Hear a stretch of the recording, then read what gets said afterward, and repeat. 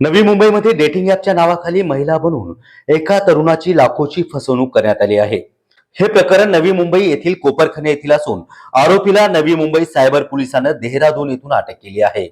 दरम्यान गेल्या 1.5 वर्षापासून फिर्यादी आणि आरोपी संजय कैलाश चंद मीना यांच्यासह प्रेम संबंध होते. आरोपीने फिर्यादीसोबत बंबल ॲपद्वारे व सोशल मीडियाद्वारे संपर्क करून प्रेमाचं नाटक करत जाळं तोडलं. त्यानंतर फिर्यादीकडून 33,37,000 रुपये घेऊन फसवणूक केली आहे. आपली फसवणूक झाल्याचं समजताच फिर्यादीनं Navi Mumbai cyber crime police सोबत संपर्क साधला आणि आरोपी विरुद्ध गुन्हा दाखल केला आहे. यानंतर सायबर पोलिसांनी तपास केला असता आरोपीला उत्तराखंड येथील देहरादून मधून अटक देखील करण्यात आली आहे. तर अशा प्रकारच्या सायबर गुन्ह्यांना बळी पडू नका असं आवाहन सायबर पोलीस ठाण्याचे वरिष्ठ पोलीस निरीक्षक गजानन कदम यांनी केलं आहे. सायबर पोलीस स्टेशनमध्ये साधारणतः ऑगस्ट महिन्यामध्ये एक पुरुष फिर्यादी आलेले होते. साधारणतः वय त्यांचं 54 वर्षे आहे.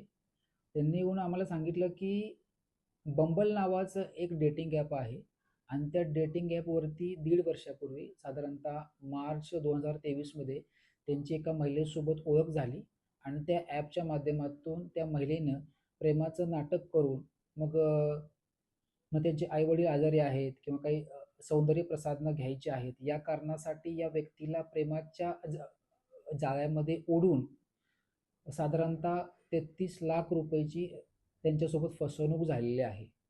आणि त्यानंतर त्याला संशय आला की ती मुलगी ही काय तर त्याच्यासोबत छल करते किंवा त्याला फसवते, म्हणून त्यानं आमच्याकडे येऊन फिर्याद नोंद केली. आम्ही त्यामध्ये CR नंबर 104 दाखल केला चिटिंगच्या बाबतीतला आणि त्यानंतर इन्व्हेस्टिगेशनला सुरुवात केली.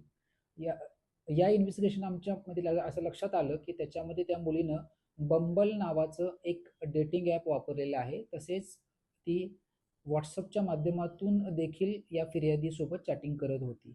त्यानंतर आम्ही टेक्निकल तपास केला आणि त्यानंतर आमच्या लक्षात आलं की ही एक महिला नसून एक पुरुष आहे.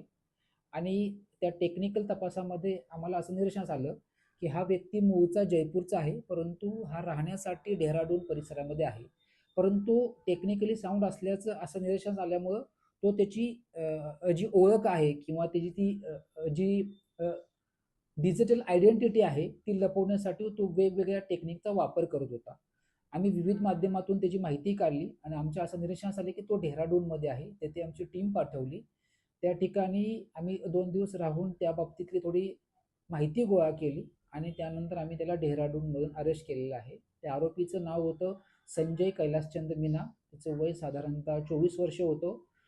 तो इंजिनिअरिंग झालेला आहे. त्याने मधूनच इंजिनिअरिंग सोडलेलं आहे. त्याला टेक्निकली नॉलेज चांगलं आहे. मूळचा तो जयपूरच्या आजूबाजूच्या एखाद्या परिसरामधला राहणारा आहे. परंतु तो त्याच्या मैत्रिणींसोबत किंवा त्याच्या नातेवाईकांसोबत त्या ठिकाणी डेहराडूनमध्ये तो राहत होता.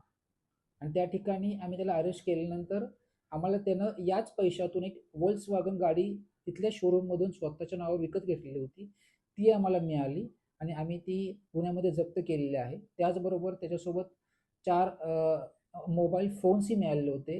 एक MacBookसुद्धा मिळालेलं होतं. एक हार्ड डिस्क मिळालेली आहे. काही पासबुक्स वगैरे मिळालेले आहेत आणि त्याच्यातून आमच्या निदर्शनास आलं की यानं असंच अजून काही लोकांना फसवण्याची शक्यता आहे. त्यामुळे आम्ही त्याला त्या ठिकाणी अरेस्ट करून माननीय न्यायालयापुढे हजर केलं आणि त्याला 5 दिवस पोलीस कस्टडी घेतली होती. त्या दरम्यान चांगला तपास झालेला आहे. आपल्याला भरपूर त्याच्यामध्ये एव्हिडन्स मिळालेला आहे आणि सध्या तो जेल कस्टडीमध्ये आहे. मार्च 2023 ते जुलै 2024 असं 14 ते 15 महिने किंवा 1.5 वर्ष हे प्रेम प्रकरण सुरू होतं. आपल्या फिर्यादीला तो असं भासवत होता की तो मुलगीच आहे. त्यामुळं तिचे फोटो पाठवणं एकसारखेच, म्हणजे एकाच मुलीचे तो फोटो नेहमी पाठवत असायचा आणि त्यामुळे या फिर्यादीची खात्री पटली की कधी दवाखान्यातले फोटोग्राफ्स पाठवायचा, कधी सौंदर्य प्रसाधनांचे फोटोग्राफ्स पाठवायचा, मला हे खरेदी करायचं आहे किंवा दवाखान्यामध्ये माझे आई-वडील आजारी आहेत त्यासाठी पैसे पाहिजेत. आणि मग अशा पद्धतीने 1.5 वर्ष त्यांचे प्रेमसंबंध चालू होते. सर, अशा पद्धतीची घटना वारंवार घडतात, तर यामध्ये कशी काळजी घेतली पाहिजे, काय आव्हान करणार तुम्ही? नागरिकांना सांगायचं आहे की कोणत्याही अनोळखी व्यक्तीसोबत तुम्ही आपल्या सोशल मीडियाच्या माध्यमातून चॅटिंग करू नये. त्यानं जर तुम्हाला कुठलं भय घातलं किंवा फिअर निर्माण केली, पोलीस बोलतोय किंवा काही आमिष दाखवलं, इन्व्हेस्टमेंटचं असेल, कुपनचं असेल, तर त्याला बळी पडू नये. त्याला तुरंत ब्लॉक करून टाकावं. कुठल्याही प्रकारचं अननोन ॲप आपल्या फोनमध्ये डाउनलोड करू नये आणि कुणालाही OTP शेअर करू नये. या 4-5 टिप्स जर आपण बाळगल्या तर आपल्या बाबतीत सायबर क्राईम कधीच होणार नाही.